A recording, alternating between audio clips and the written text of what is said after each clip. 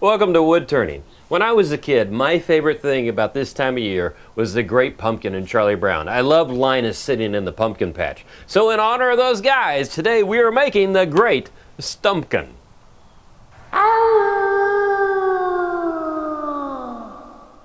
Tim's American Beauty was made by Robust Tools, America's premier lathe manufacturer. Quality hardened tool rests and live centers too. Robust. Built to turn wood. Enjoyed for a lifetime. Thompson Lathe Tools. Welcome to a new level of professional wood-turning tools. Made by a woodturner for woodturners.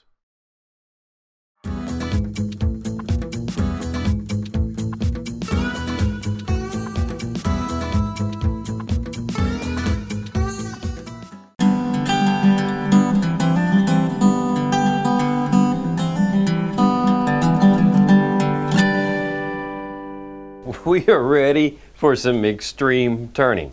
This is about, 30 pounds of wood up here. This is a big, ugly piece of oak, which is gonna make it really fun. The biggest problem with this thing is it's out around. I like that sound. But anyway, see this piece sticking up right here? I want this to be the base because this is gonna be a really nice stump, but it makes everything out of balance. So I had to fight this thing, shift it back and forth. I've got a two-prong drive center on this end, and then on this end I took a Forstner bit and leveled this out to get a good hold on here. But I had to move it back and forth to where it barely wants to favor one side or the other. It's not going to affect the project at all because if the pumpkin is a little bit off center, that is great. It gives it a little more character and such. But the big issue is, as you can see with this one here at the base, I had this hanging out, and that's really, really dangerous. So I have something kind of like that on this one hanging out. So the one thing I want to prep for right now is a warning to myself. So I don't want to see this little piece here. I don't want to get hit by this. So I'm going to take some blue tape and wrap it around here just to remind myself visually that I have something there that could hurt me. And then to even make it easier to see, I'm going to take this, and I don't know how long this will last, but we'll put this on here like so. One more time. Okay, so now, it's pretty sad when you can't rip masking tape. So anyway, so as this spins around, I'm going to see this as a warning sign as I'm going. One thing, when you're working with wood this heavy, to lift this up and get it on here by yourself is tough. The trick I used, it worked out real well with it. I left the tool rest out, and I was able to put this underneath here almost as a jack to hold the piece of wood in place while I moved it around and put the live center exactly where I needed it. So that's just a tip there. Anyway, I need my big tool rest. So we'll get this on here. Once I get this set up, we're going to start turning this big out around piece. On anything this big, you better wear a face shield.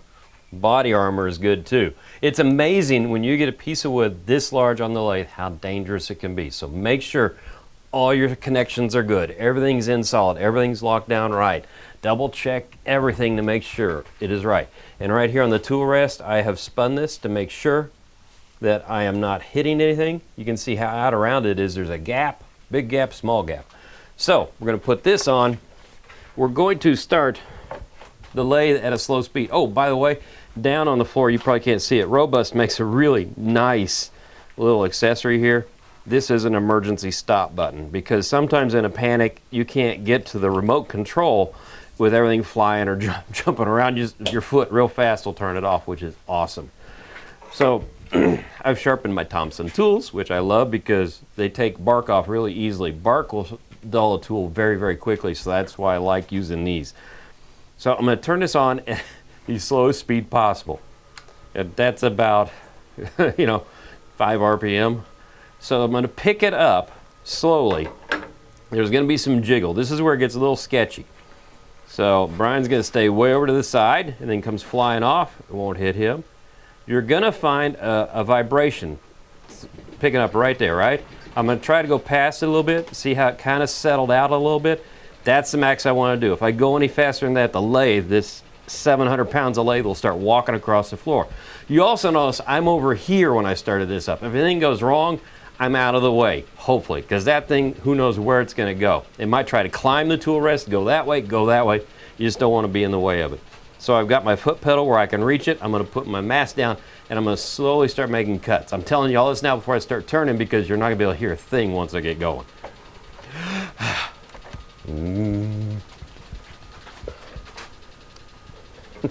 And just tell you one more thing, the wind coming off of this thing is disturbing. So if you can hear me, I'm just going to slowly ease into this and just try to find the wood. There's my high spot. I'm looking at the silhouette up top, and that helps me see the depth of the cut I'm taking.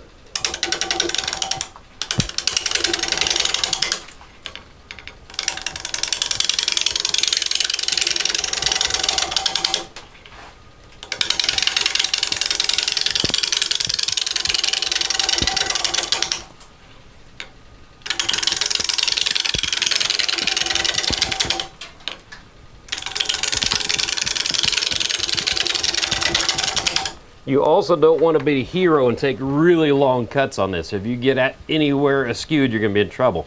And I'm using my very heaviest, dutiest roughing gouge. It's got a weighted handle and everything, so it absorbs a lot of the impact. So give me a few minutes and we'll get this whittled down somewhat.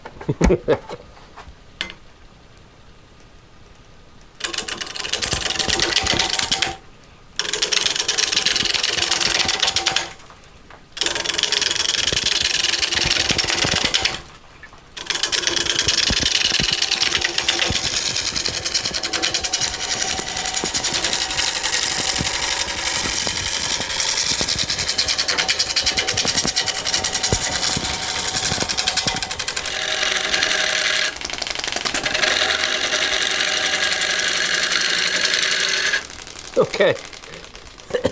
Okay. We've whacked away at this for about 10 minutes or so, and I used my roughing gouge to get it to this shape. I've been using my bowl gouge just a little bit now to start cutting in the shoulder here. And I don't care if that looks a little wonky right now, but I mean, you're cutting a lot of air. There's a lot of overhang here when you're cutting, so it's a little hard to control the tool, so you have to be careful. But anyway, so pumpkin body all the way to about here, and I got to leave enough room here for a stem. And so we're going to start using bowl gouges, a couple of them. I guess I wore that out, didn't I? Start making the shape and just whittling away the extra wood that I don't need. So again, this will just take a little bit once I get this set up, and we're just going to start whacking away at this.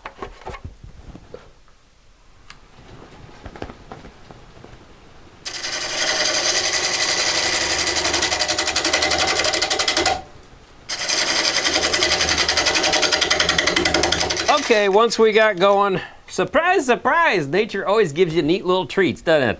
You notice there's holes in this wood? Well, this is a piece of wood a man I met gave me, and it was really nice of him to do that. And then all of a sudden, guess what? We got visitors in here. Ugh. Oh man, he didn't survive. This is gonna get kind of gooey and messy, I think, for a while. So anyway, that's good protein. Anyway, back to turning.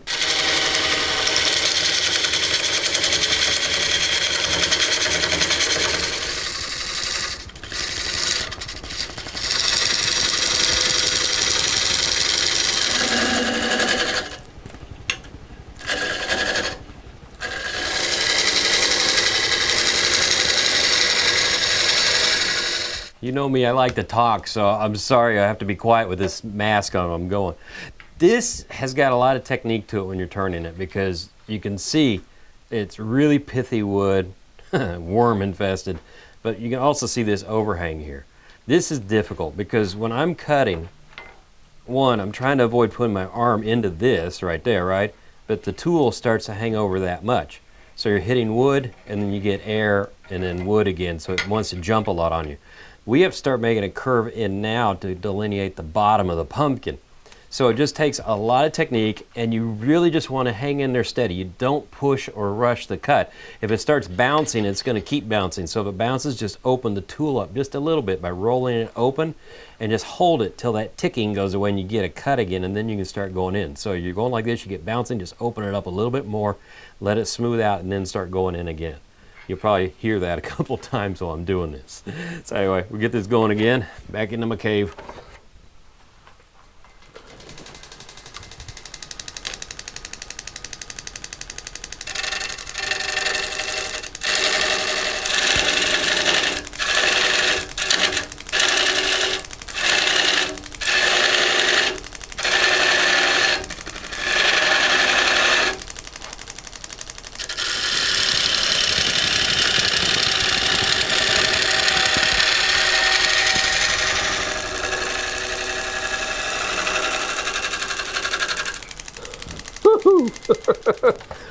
Okay, I think we're there. You're like my little flip flap. It sounds like that card you put in your bicycle when you're a kid.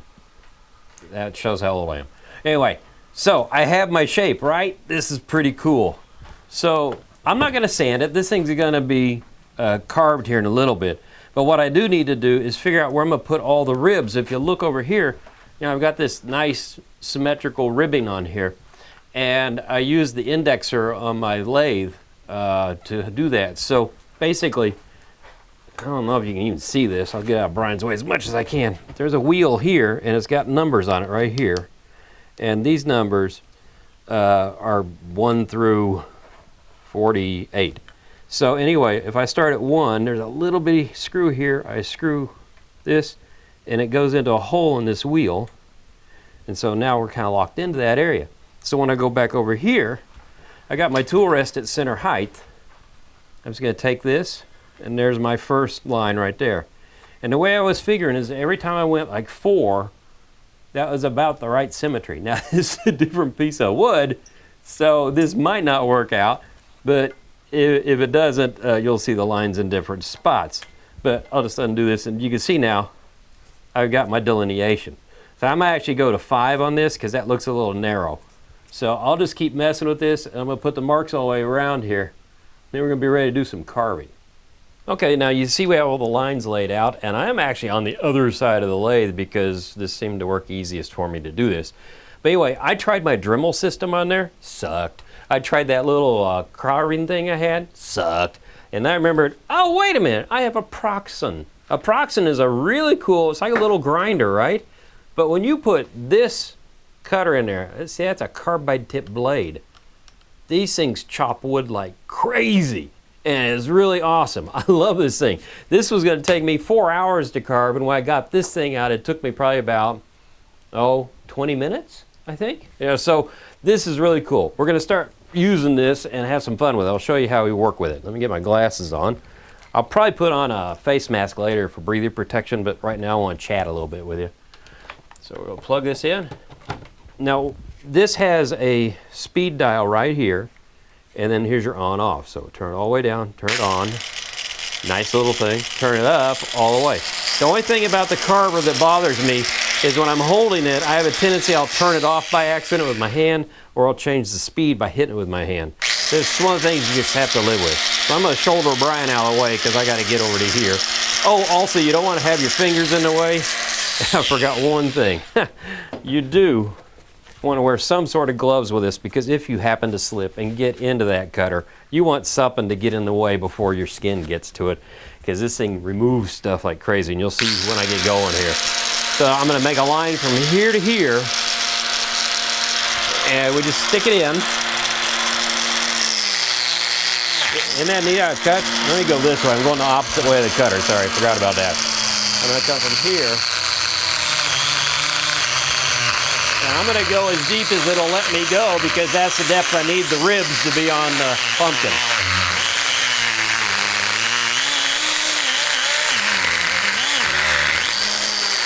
So down here, I'm going to end up right here.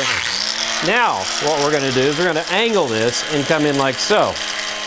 I keep covering the air holes on this thing, getting it hot too. Another problem I have. That's a great tool. Look how fast this removes the wood. So I want to come in here and make a cut now and just take out a chunk of wood.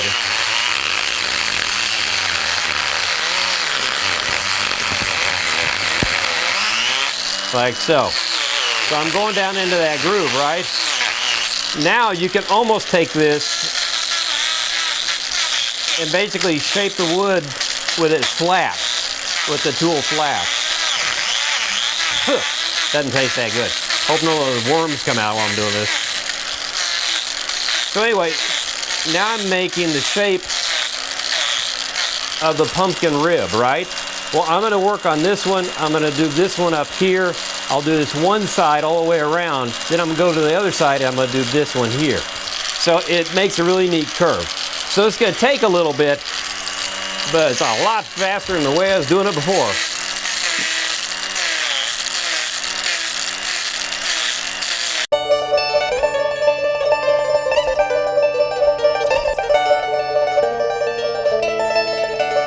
Oh crap, got another visitor. Oh jeez, this is about as gross as it gets. He's still working, he's still alive. Ugh, good night. I'll put him outside for the birds.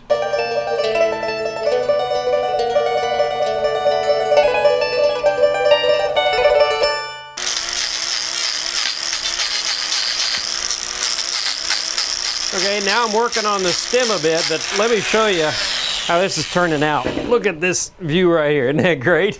This is a perfect stumpkin. I love it. I think Linus would be proud of this one. So all I'm gonna do is whittle away and work on my stem here. I want my stem to flare out this way a little bit to balance out the root down on the other side. So just a little bit of work, then we're gonna go outside and play with some fire.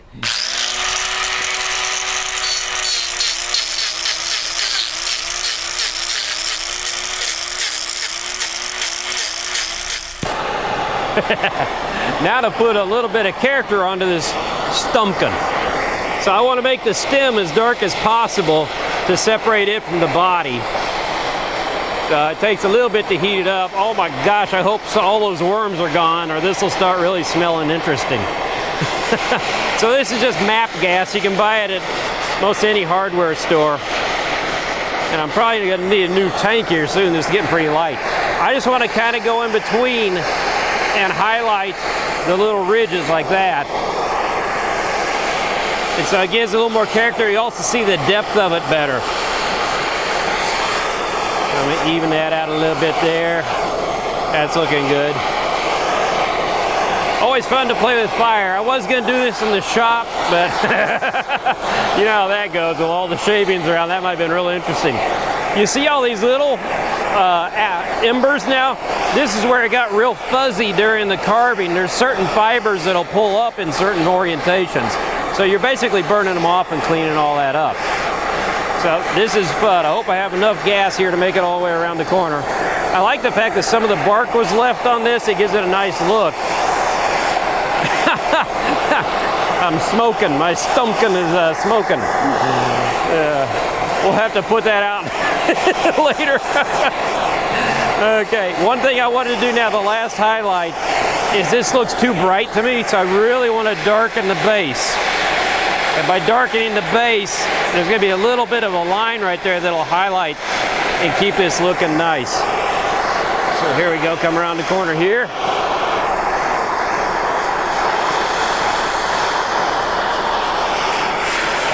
This is too much fun. I shouldn't be having this much fun. There we go. So that is how you make a stumpkin. Hope you guys enjoy the season. And until the next time on Wood Turning, all hail to the Great Stumpkin.